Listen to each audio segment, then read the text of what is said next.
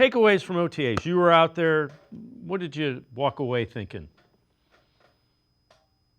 Yeah, I think obviously with the quarterback competition is the headline everyone wants to know about. I know that everyone's watching that regularly on a day-to-day basis, and I like the Shedeur. Listen, I want to be clear. Shedeur Sanders looked really good in the 11 on 11 reps he got.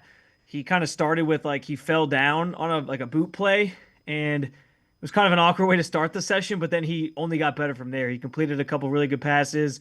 One that was like a centimeter away from being a touchdown to the back of the end zone. That was a really good throw.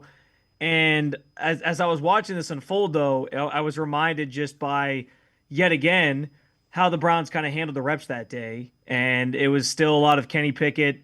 It was Dylan Gabriel sort of next in line with 11 on 11s, and Flacco took a little bit less. But I just think that speaks to, Flacco doesn't need the reps this time of year. He knows the offense. He knows what he's doing. They know what to expect from Joe Flacco. So it was like one of those like step in the right direction for Shedeur because he's involved in drills that we hadn't seen yet, but still sort of a reminder that I just think he has a long way to go to be the starter day one. I don't envision that happening. And I think the Browns are sort of slow playing it that way. I don't think they want to put him out there week one necessarily. I think they want him to get coached up.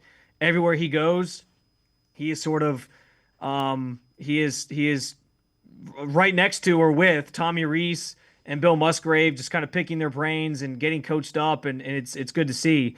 But I think it would be pretty ambitious to think that he's going to be the starter week one, even though I think he's showing signs of progress, and that's only going to continue over the next month or so. A couple other small things, like I think Quinshon Judkins continues to look really good. He had a really nice cut on this one play, dipped in and then bounced back outside and broke it for a pretty big gain and a first down. That was impressive. I think Carson Schlesinger, I'm excited to see him in pads because you can tell his ranginess is there and his quick decision making is there. And I thought the quarterbacks overall looked worse this week than they did the week before. And that's sort of that old saying of the defense being ahead of the offense, especially this time of year. So I'm not surprised by that. But yeah, I think it was another solid week overall, and I'm mostly looking forward to another phase where we get a little bit more intensity next week at mandatory minicamp and everybody being there, including some of these top names like Myles Garrett and Joel Bitonio and etc. to see what this thing looks like as a full package rather than just some of the parts and pieces.